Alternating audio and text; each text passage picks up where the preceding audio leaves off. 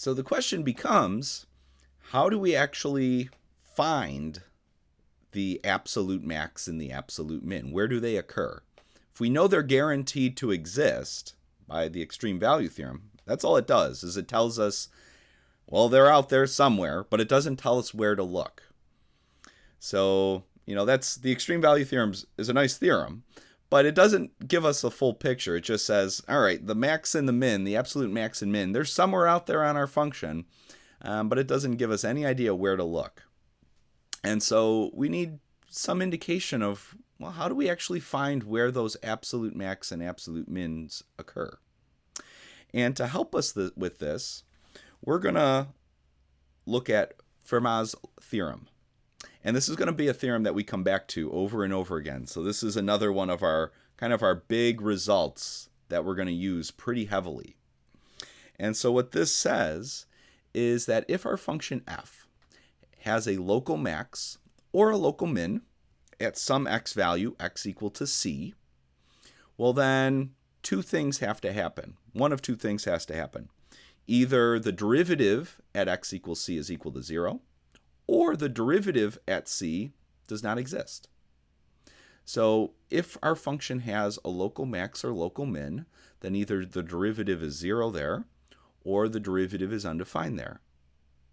And this is going to give us a place to start looking for where the maxes and mins occur. Places where the derivative is 0 and places where the derivative is undefined.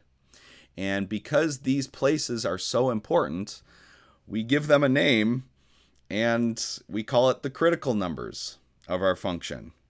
So the number x equals c is called a critical number of function f, provided either the derivative at c is equal to 0 or the derivative at c does not exist. So they're that important. We give them a special name. We call them the critical numbers. They're important.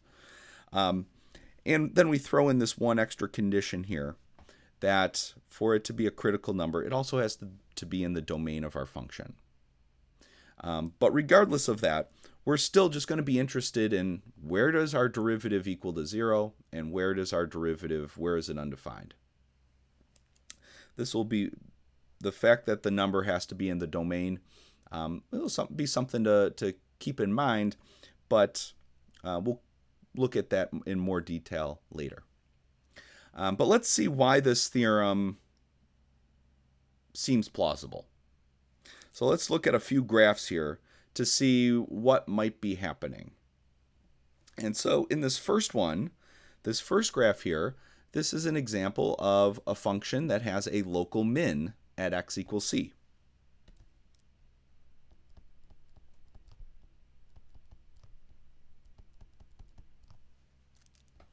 And what's happening there?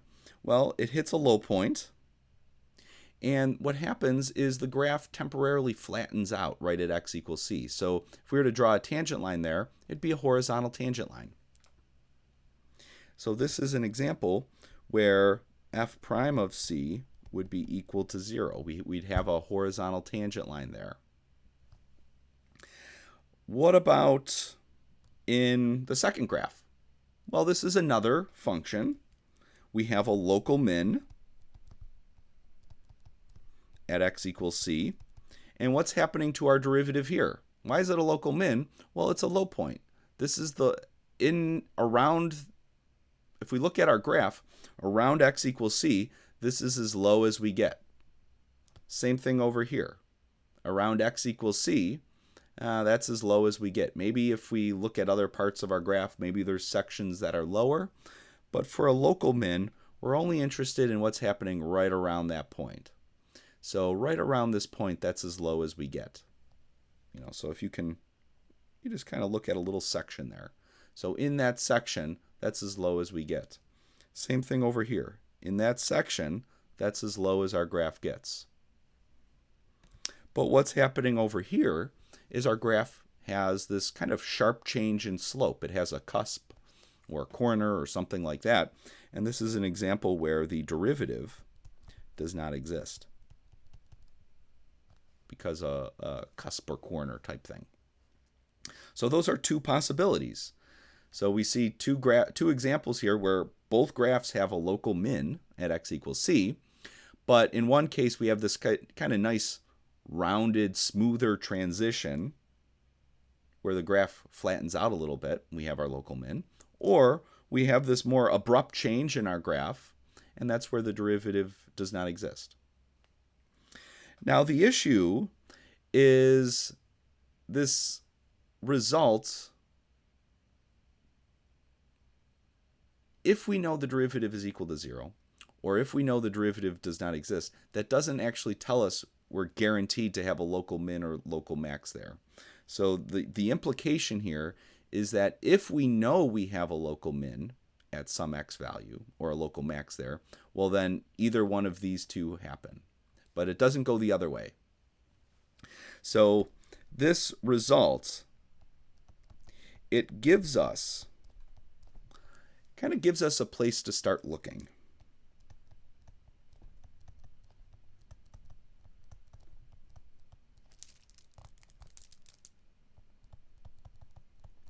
For our local extrema, and even absolute extrema, as we're going to see.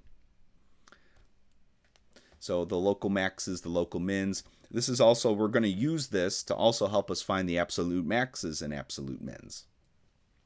The issue is not every critical number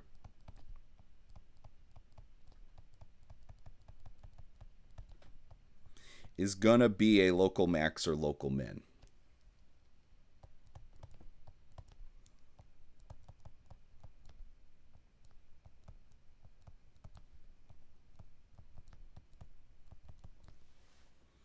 And that's what this last graph is showing. So if we know a derivative is equal to 0 somewhere, or the derivative is undefined, it's a possibility that we have a local max or local min there, but we're not entirely sure. We're going to see we'll see how to actually determine that, definitely in a later lesson. But it gives us a place to start looking. So it might be a local max or it might be a local min, and those are the only places where we could have a max or min. But in this last graph, what we're seeing is this is neither. It's not a max, it's not a min, it's just not a local extrema. But what's happening here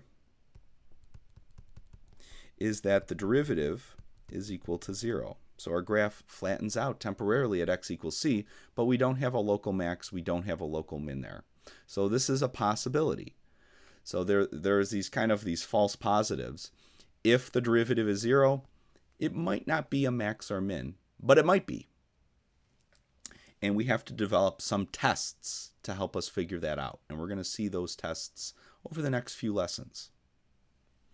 All right. So we're interested in this result in the context of absolute max and absolute min.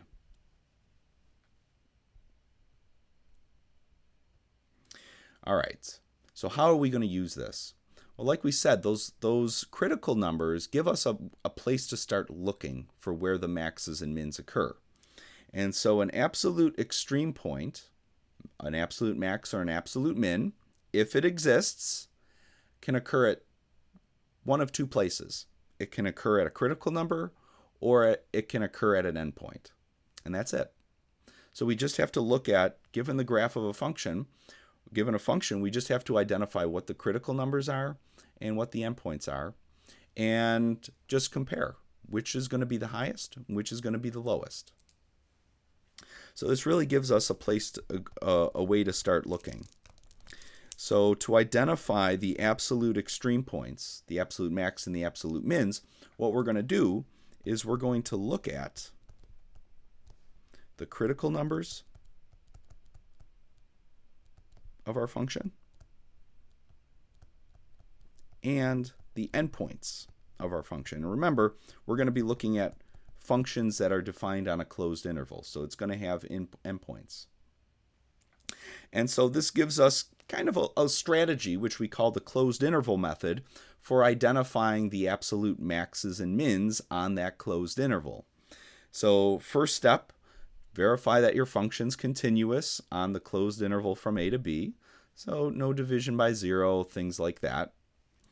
Find the critical numbers of your function in that interval. And, because we're already going to consider the endpoints, we can just look on the inside of the interval, so for the open interval from a to b. And then once we've identified the critical numbers, then we're going to evaluate our function f at the endpoints and the critical numbers, and then we'll just compare the results. And the absolute max is going to be the largest value of f. And the absolute min is going to be the smallest value.